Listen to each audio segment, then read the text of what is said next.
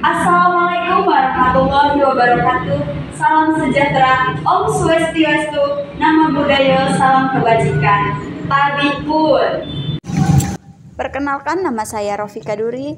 Saya seorang pendidik taman kanak-kanak yang bertempat tugas di TK Dharma Wanita Persatuan Kecamatan Kota Agung, Kabupaten Tanggamus.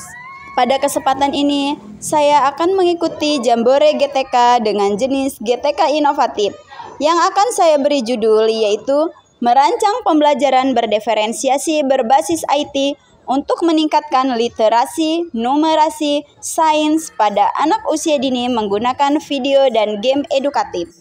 TK Dharma Wanita Persatuan terletak di pusat kota kabupaten, berada di Kecamatan Kota Agung. Lokasi TK Dharma Wanita sangatlah strategis dan mudah dijangkau. Sebelah kanan bersebelahan dengan rumah dinas bupati dan sebelah kiri bersebelahan dengan gedung PGRI dan tampak muka bersebelahan dengan taman kota. TK Dharma Wanita satu-satunya TK yang menerima siswa dengan lintas agama, lintas etnis, dan berbagai suku. Dari keberagaman ini merupakan salah satu dari potret terdapatnya profil pelajar Pancasila dengan kebinekaan global. Dengan menggunakan bahasa sehari-hari bahasa Indonesia, namun seminggu sekali anak dikenakan bahasa daerah Lampung sebagai bentuk pelestarian terhadap budaya yang kita tempati.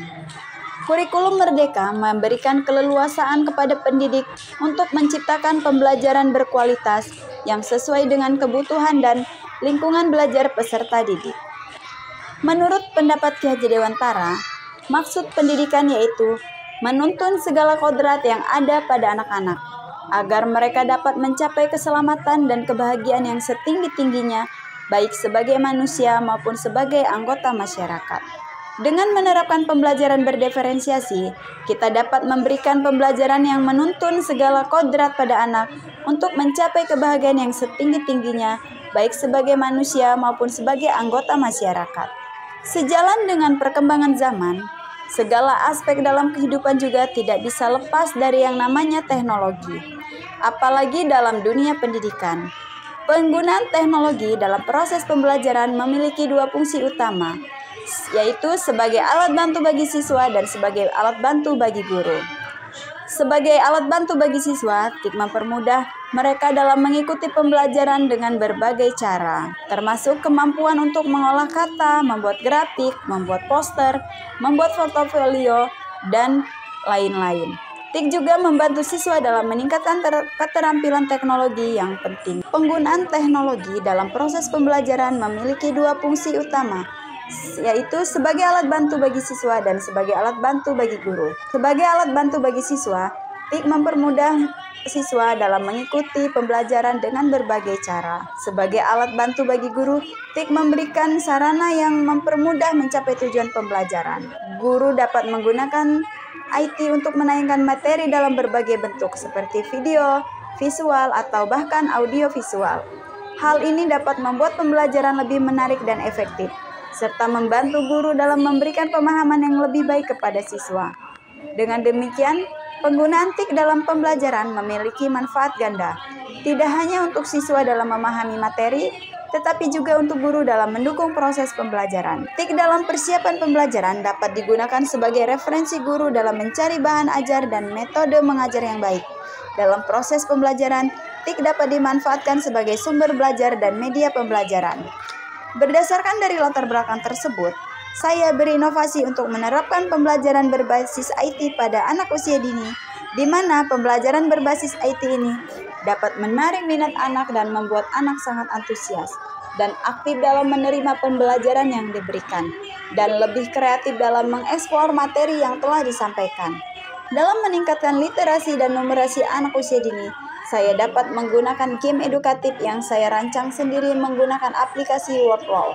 Namun juga tetap memastikan bahwa pendidikan anak usia dini tetap fokus pada perkembangan anak secara holistik. Teknologi harus digunakan sebagai alat, bukan pengganti interaksi manusia.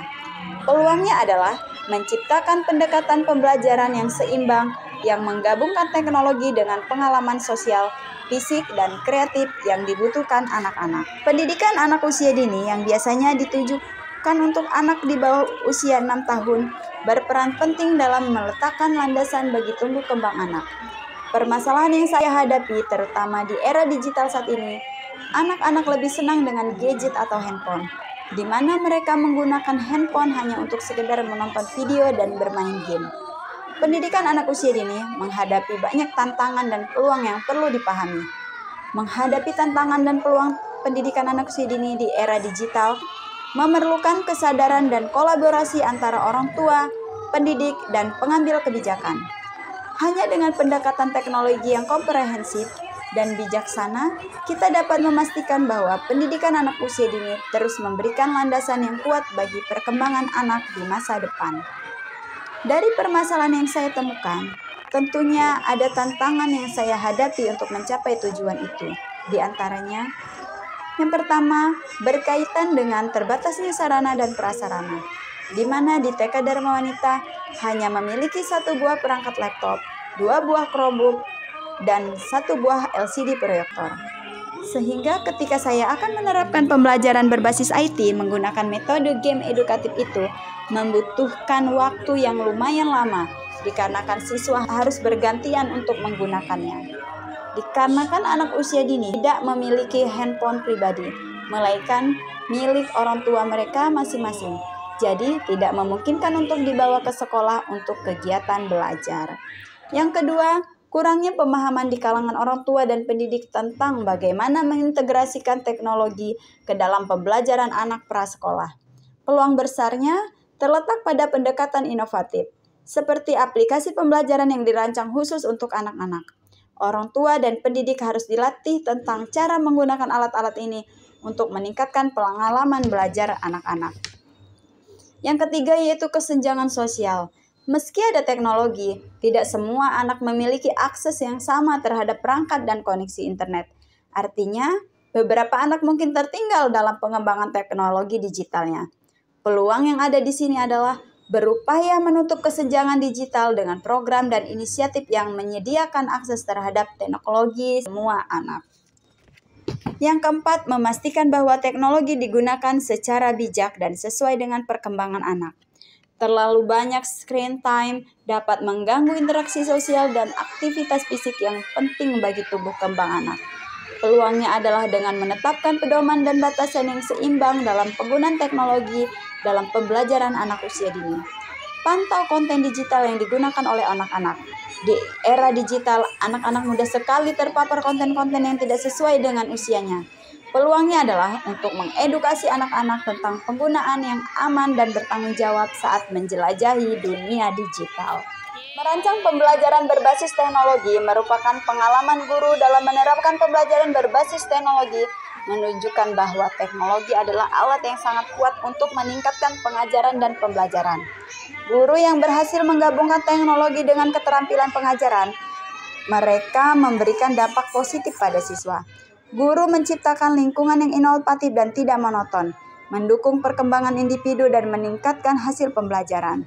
Dengan keterampilan dan semangat yang tepat, guru dapat menjadikan teknologi sebagai alat efektif dalam mencapai tujuan pendidikan yang lebih baik. Selain itu, siswa lebih antusias dan lebih cepat menerima materi pembelajaran yang disampaikan. Melalui praktik baik ini, yang bisa dilakukan untuk mewujudkan pembelajaran yang berpihak pada siswa dan juga mewujudkan student agency yang mampu mengembangkan karakter profil pelajar Pancasila. Demikianlah praktik baik yang saya lakukan. Saya menyadari bahwa praktik baik ini jauh dari kata sempurna. Kritik dan saran yang membangun sangat saya butuhkan demi kemajuan yang akan datang. Saya selaku penulis mohon maaf atas segala hilaf dan terima kasih atas perkenaannya membaca praktik baik yang telah saya lakukan ini. Saya akhiri, wassalamualaikum warahmatullahi wabarakatuh.